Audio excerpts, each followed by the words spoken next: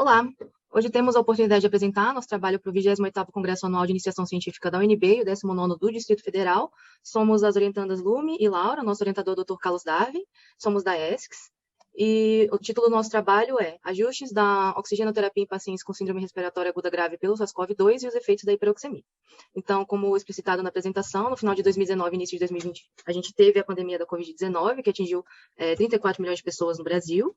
E atualmente ainda não temos um tratamento específico antiviral e o manejo ele vai consistir basicamente em cuidados de suporte, com papel central da oxigenoterapia e do suporte ventilatório mecânico. A oxigenoterapia, então, ela consiste na oferta de oxigênio em concentrações acima das encontradas em ar ambiente.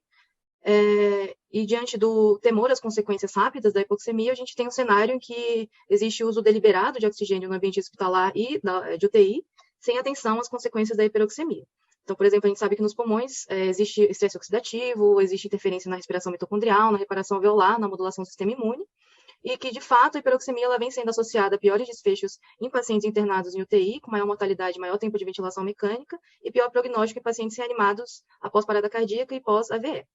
Então, dito isso, nossos objetivos são esses, então, principalmente, avaliar a associação da hiperoxemia na admissão com a mortalidade na UTI hospitalar em pacientes críticos admitidos por COVID, e, secundariamente, avaliar os fatores associados à hiperoxemia e avaliar a associação entre o tempo de internação e hiperoxemia desses pacientes também. O nosso método foi um estudo coorte prospectivo, que foi conduzido na UTI do Hospital Santa Luzia, do período de março de 2020 até agosto de 2021, e foram incluídos todos os pacientes com mais de 18 anos internados com diagnóstico de síndrome respiratória aguda grave decorrente da Covid-19. Para análise das variáveis preditoras de mortalidade e tempo na UTI, os pacientes foram classificados em 3 grupos, conforme a PaO2, então hipoxemia menor que 60, normoxemia entre 60 e 120 e hiperoxemia acima de 120. Os desfechos avaliados foram hipoxemia na admissão, hiperoxemia na admissão e mortalidade hospitalar.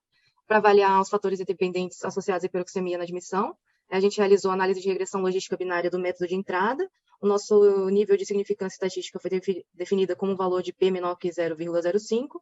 E para análise de sensibilidade de associação entre hiperoxemia e mortalidade hospitalar em relação à robustez para fatores de confusão não medidos ou não ajustados, foi calculado o valor E, que é o E-value.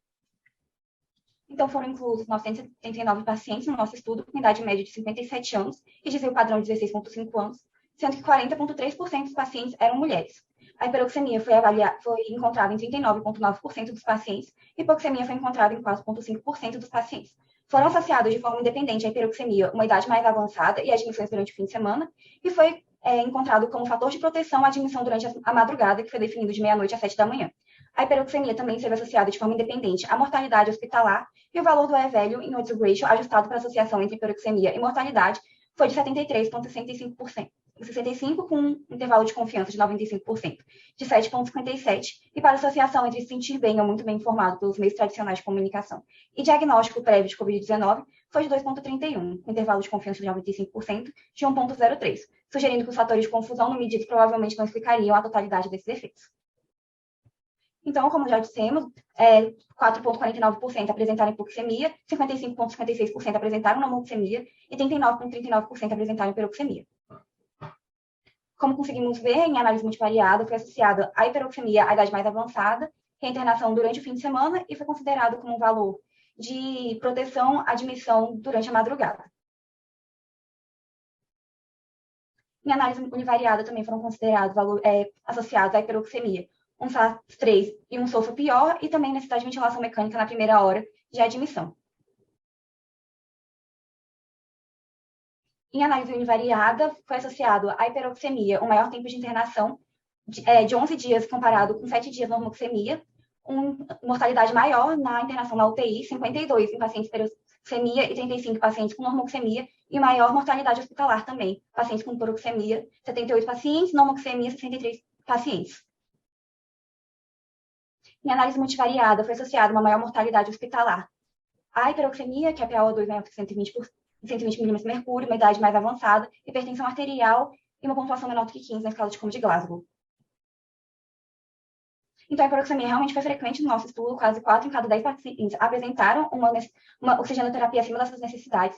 Idade e admissão ao fim de semana foram associadas a uma maior ocorrência de hiperoxemia, enquanto as admissões na madrugada foram associadas a uma redução. a hiperoxemia estava associada a uma maior mortalidade hospitalar, embora isso seja ainda controverso na literatura, mas está certo que uma exposição excessiva ao oxigênio pode gerar efeitos deletérios, impactando pulmões e funções do sistema, nos órgãos sistêmicos, além de apresentar um custo desnecessário para o sistema de saúde. Como a gente viu durante a pandemia, teve uma falta de oxigênio no sistema público e seria uma coisa maléfica. Então, como conclusão, nossos achados reforçam a possibilidade de consequência adversa de administração excessiva de oxigênio, mostrando que essa hiperoxemia frequente está associada ao aumento de mortalidade e os profissionais de saúde devem estar mais atentos quanto ao uso excessivo de oxigênio. Muito obrigada.